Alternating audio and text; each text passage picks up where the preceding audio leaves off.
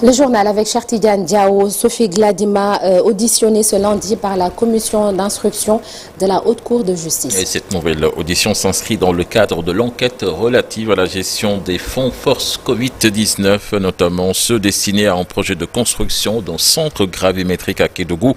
C'était pour soutenir les orpailleurs impactés par la pandémie. Le montant initial du projet évalué à 193 millions de francs CFA a été révisé à 73 millions au cours de l'instruction. Accusé d'association de malfaiteurs, escroquerie sur des deniers publics et de détournement, elle a formellement contesté les faits, Sornanata. Et toujours dans l'actualité, l'entente Sud-Just UNTJ décrète encore une fois 72 heures de grève dès ce lundi. Voilà, 72 heures de grève donc décrétées par l'entente Sud-Just UNTJ. Dans un communiqué publié ce dimanche, le collectif syndical des travailleurs de la justice entend obtenir la poursuite sans interruption du processus engagé par le ministre de la Justice relatif à la réforme de 2 décrets majeurs. Il s'agit notamment de l'alignement des greffiers à la hiérarchie A2 conformément aux engagements pris par les autorités, la constitution initiale du corps des assistants des greffes et parquets AGP selon les conditions convenues.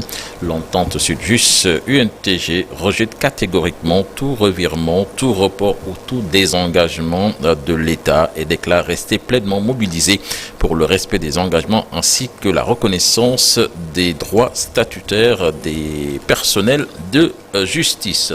Et puis cette actualité qui concerne un compatriote, un jeune Sénégalais âgé tout juste de 17 ans a été tué par balle à Atlanta aux États-Unis. La communauté sénégalaise d'Atlanta s'est réveillée ce dimanche sous le choc. Le jeune Babacar Koulibaly, âgé de 17 ans, né aux États-Unis, originaire de Bakel au Sénégal, donc a été tué par balle dans la nuit de samedi devant chez lui. Selon les premiers témoignages, il raccompagnait son ami venu lui rendre visite à peine sorti de la maison, qu'ils ont été tous les deux victimes de tirs.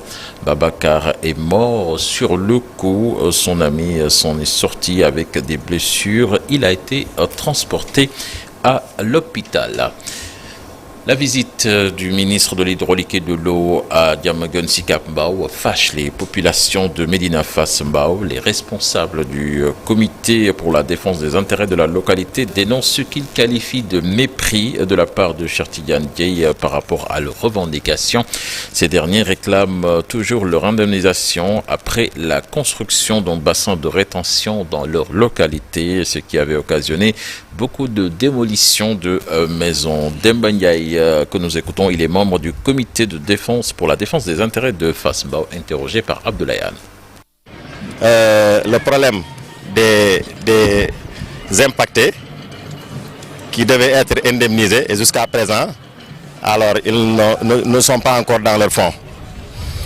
Alors il y a aussi la situation de la clôture, parce que vous l'avez constaté, le bassin est à ciel ouvert, donc il n'est pas encore clôturé.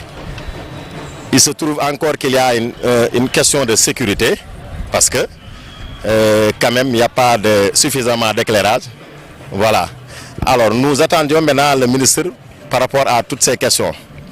Et grande est notre surprise de constater que le ministre alors nous a esquissé, parce qu'on ne voit pas une situation dans la commune plus alarmante que celle-ci. Pas de mur de clôture, il n'y a rien du tout. Les impactés sont là avec nous. Ils ne sont pas encore été indemnisés. Alors, vu toute cette situation, alors le ministre devait impérativement passer par ici pour s'enquérir de la situation afin d'apporter des solutions idoines.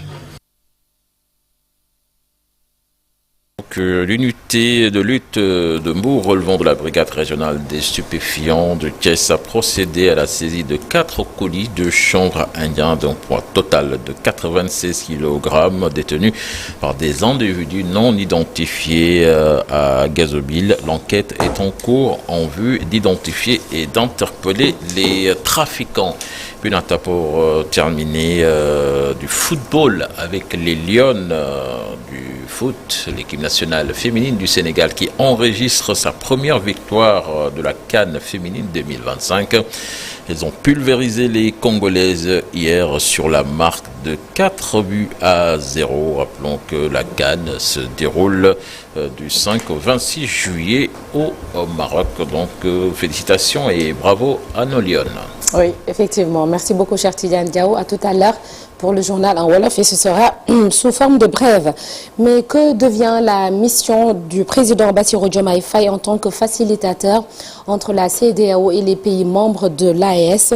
Le chef de l'État sénégalais avait été désigné il y a un an, le 7 juillet 2024, pour convaincre le Burkina Faso, le Mali et le Niger de ne pas quitter la CEDEAO un an après. Ces efforts semblent vains. Et puis, à cela s'ajoute la menace grandissante du terrorisme dans la sous-région. Nous parlons de tout cela dans Un jour au Sénégal, Un jour dans le monde. À retrouver également ce lundi, de quoi est-il le nom, l'histoire et la géographie d'une localité qui se trouve à Bombay et notre guide du jour. C'est Babacar Diouf. À retrouver également la revue de presse de Cheikh Diop. Tout de suite, l'actualité internationale.